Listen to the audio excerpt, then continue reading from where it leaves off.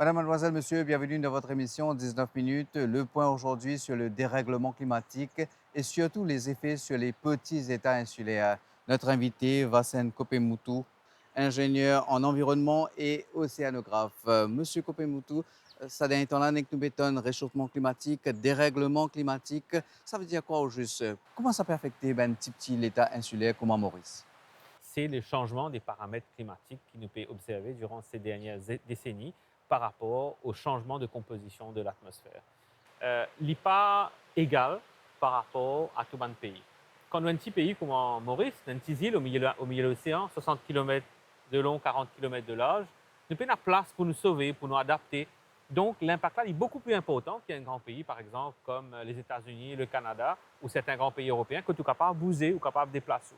Il faut déconner qu'à Maurice aussi, nous avons une des densités de population les plus élevées au monde, presque 650 habitants par kilomètre carré. Nous, littoral, est déjà développé à une très petite distance du high water mark. Donc, les impacts du changement climatique, ils peuvent affecter nous beaucoup plus, nous et tous les petits États insulaires, que les grands pays qui génèrent, eux, beaucoup de dioxyde de carbone. Avis consultatif de la Cour internationale de justice et en faveur d'un petit État insulaire. Est-ce que ça représente une lueur d'espoir, par exemple, pour Maurice?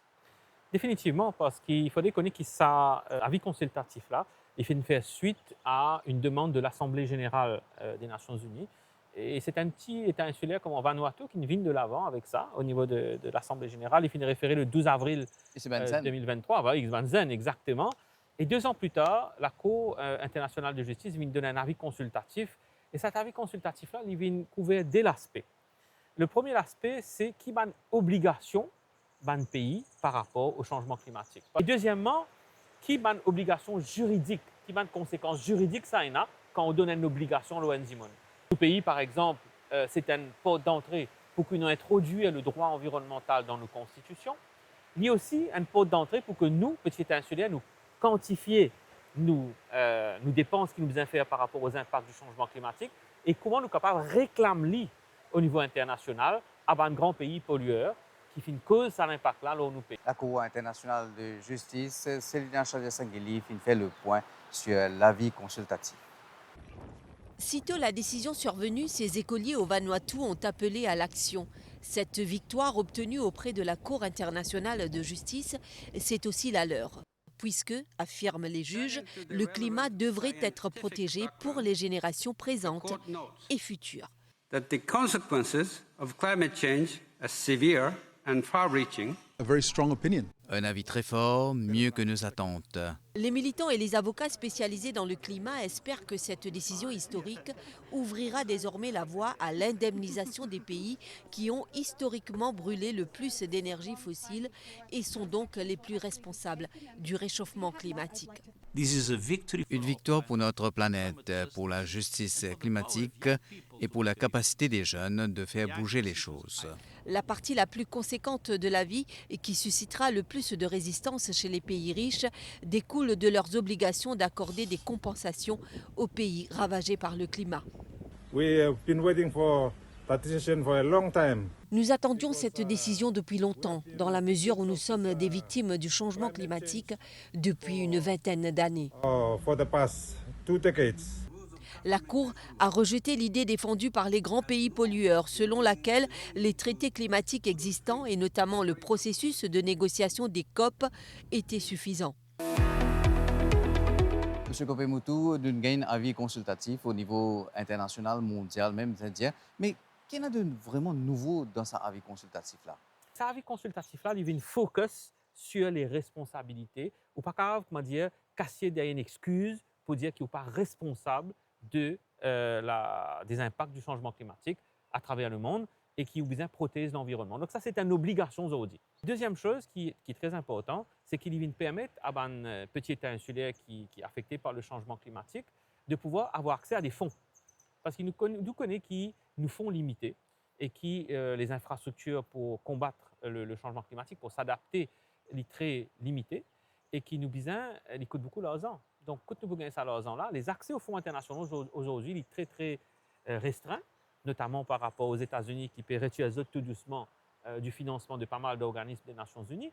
Donc, côte priorité au niveau du financement du changement climatique pour été, ça jugement-là vient donner un devoir moral à ces grands pays-là, vu que c'est les conséquences de leur action pour qu'ils soient capables, de financer nos protections et protègent nous l'avenir de nos enfants. Nous écoutons cela, point de vue du ministère de sa avis consultatif là, une interview qui ne prend par Ulvashi Bikari Banjo. L'opinion vient dire que tout mon État a une obligation prend en charge une mesure pour faire face au changement climatique. Mais il aussi donne raison à un point de négociation qui nous a mené dans une COP pour dire que tout ce qui peut arriver là est unlawful et injuste.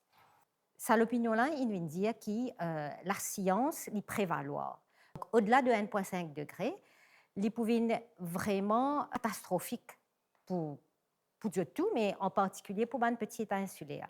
Il prend un point qui d'ordinaire tout un pays en voie de développement et surtout un petit État insulaire à négocier.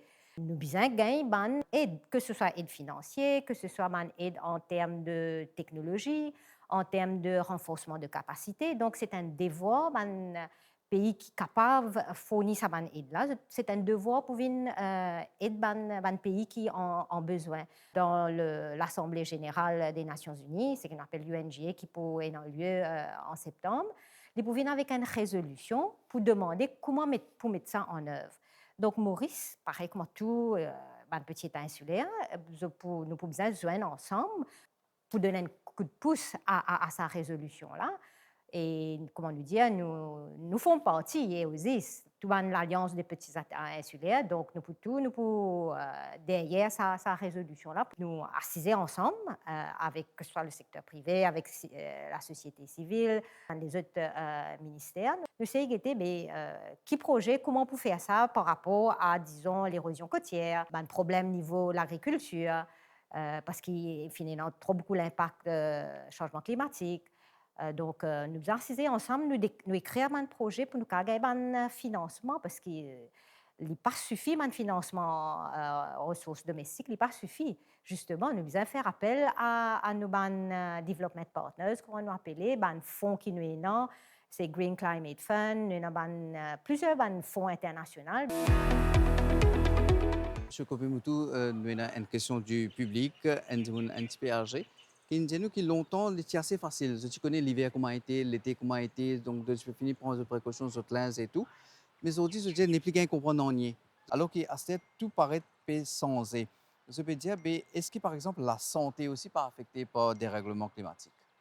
Effectivement, nous pouvons trouver que les personnes âgées et les jeunes sont très affectés par le changement climatique au niveau de la santé, à cause des variations de température, à cause des maladies qui sont aujourd'hui. Donc, notre système, effectivement, a la difficulté pour faire face à ce bouleversement. À l'époque, quand moi, je suis jeune, pas de aircon dans l'auto. Il y a peut-être ventilateur dans la case, mais aujourd'hui, nous pouvons trouver qu'ils sont aircon dans l'auto ou pas capable de conduire, ou étouffé dans l'auto, même dans la case, pas capable de dormir à soir. Même dans l'hiver, des fois. Même dans l'hiver, des fois. Et nous avons aussi une maladie qui est très rare dans le passé, qui finit retourner, comme le chikungunya, etc. Et ça peut avoir un impact définitivement sur la santé des gens. Aujourd'hui, un aircon, ce n'est plus un luxe. Aujourd'hui, la santé de personnes âgées, mais aussi de jeunes enfants, est menacée parce qu'ils nous connaissent qui, par exemple, quand faire 45 degrés dans un environnement sec ou faire 45 degrés dans un environnement humide, il peut avoir même l'impact sur la capacité du corps à se refroidir. Donc, pour la première fois, avec le changement climatique, nous finissons une mortalité liée aux vagues de chaleur, par exemple au Bangladesh.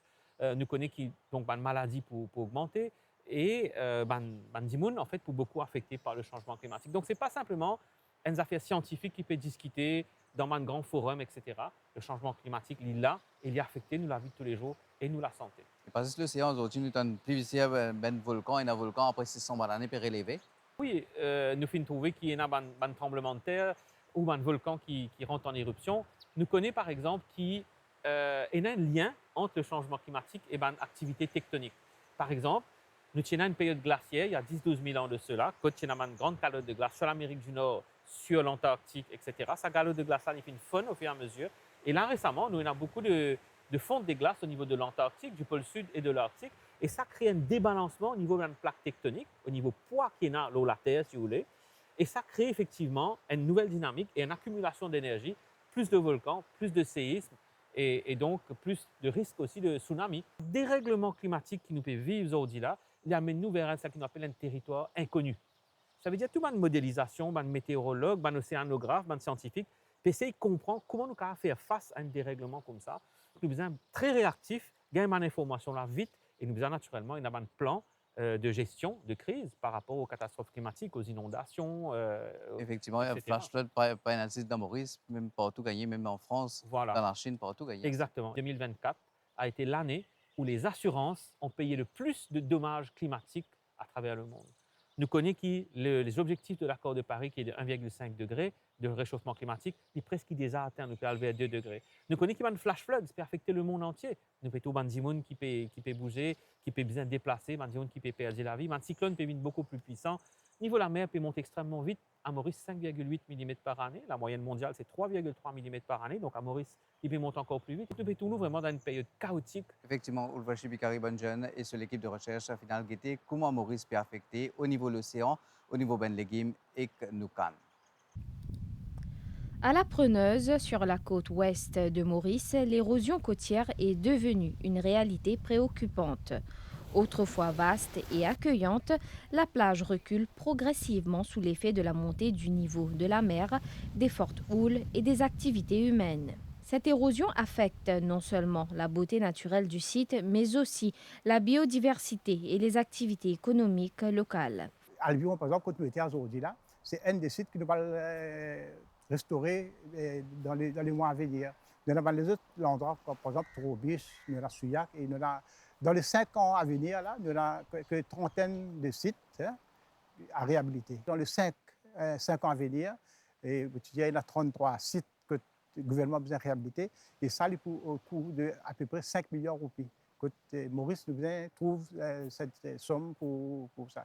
En tant que petit État insulaire, Maurice est particulièrement exposé à ces effets qui touchent notamment la mer, les zones côtières, l'agriculture et le secteur de la canne à sucre. Dans le secteur agricole, les périodes de sécheresse prolongées, les pluies imprévisibles et les températures extrêmes rendent la culture plus difficile. Si nous prenons l'année dernière, vous trouvez que l'année dernière, il y a l'hiver qui était pas assez frais, il était plutôt chaud et ça a un bel impact sur la production lechie. Par exemple, lechie, il a une température moins de 20 degrés pendant au moins 2 semaines. Et nous avons une culture comme en cresson qui nous fait dans un bassin de l'eau et que dans la sécheresse, bien sûr, il y a de l'eau, alors ça va une culture là pour la production. Et puis nous développons une certaine variété, nous introduisons aussi une variété qui est plus tolérante à une maladie, à la sécheresse et à la chaleur. Nous développons 2 variétés de pommes d'amour qui sont tolérantes à la chaleur.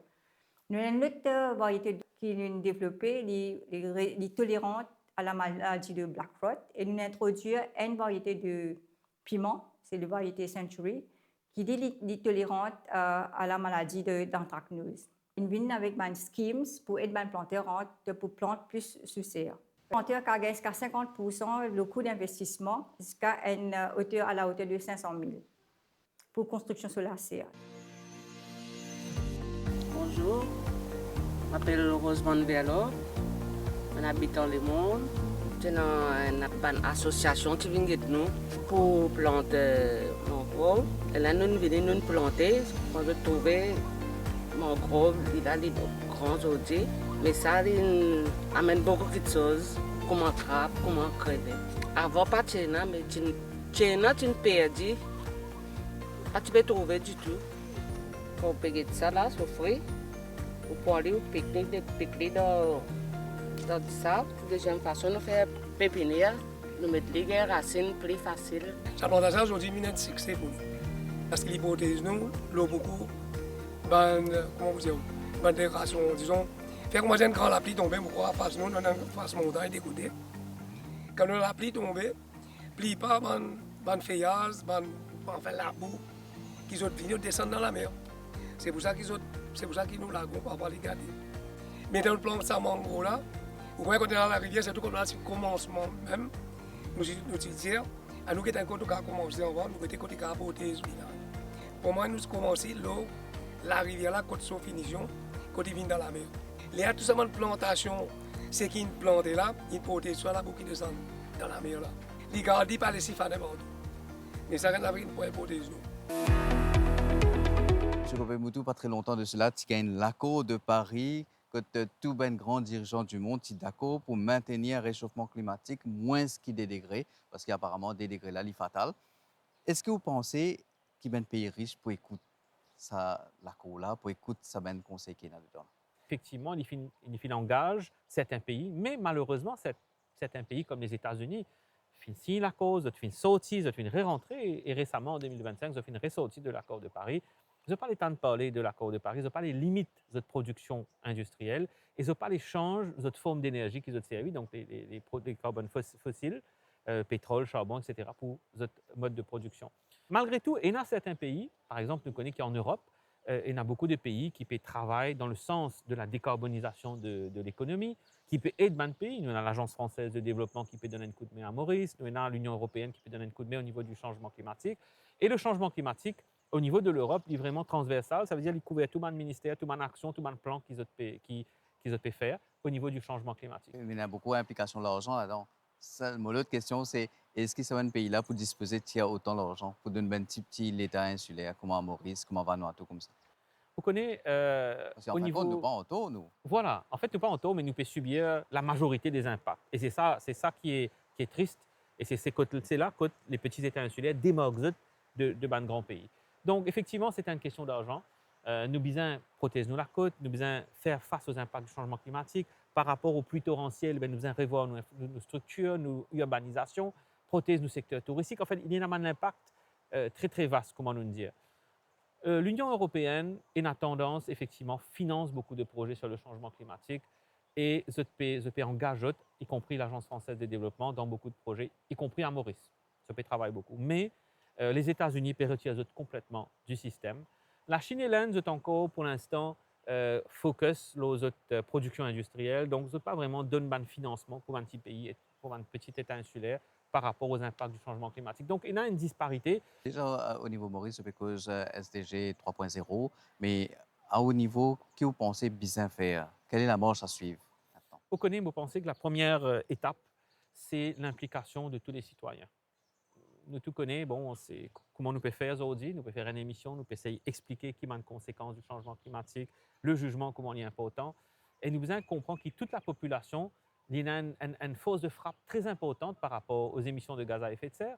Il ne faut pas l'oublier que Vanuatu, c'est un groupe de jeunes qui amène sa caisse-là au niveau international. Je crois pour arriver ça. Voilà, hein? Donc c'est tout ça pour dire, je connais que ma jeunesse à Maurice est très mobilisée par rapport au changement climatique. C'est une affaire qui tient beaucoup à cœur parce qu'il nous fait tous l'avenir, nous fait tous notre futur, le monde dans lequel je peux vivre. Donc, pour penser que la mobilisation générale est importante, les décisions politiques sont très importantes, au niveau du secteur privé aussi, tout le monde besoin de jouer le jeu. Donc, parce que la production industrielle génère des gaz à effet de serre, donc nous avons besoin d'un assez fort pour contraindre le secteur privé à jouer le jeu également. Et puis, au niveau international, nous sommes présents en négociation à la diplomatie climatique ou à la diplomatie par rapport à l'économie bleue, par exemple, nous assez en recul ou en retard. Et moi, je pense que nous devons rattraper ce retard-là et nous devons aller de l'avant parce que nous devons défendre l'intérêt de nos pays et l'intérêt des générations futures. Merci, M. Kopé-Moutou, pour toutes ces précisions. C'était Vasen Kopé-Moutou, ingénieur en environnement et océanographe.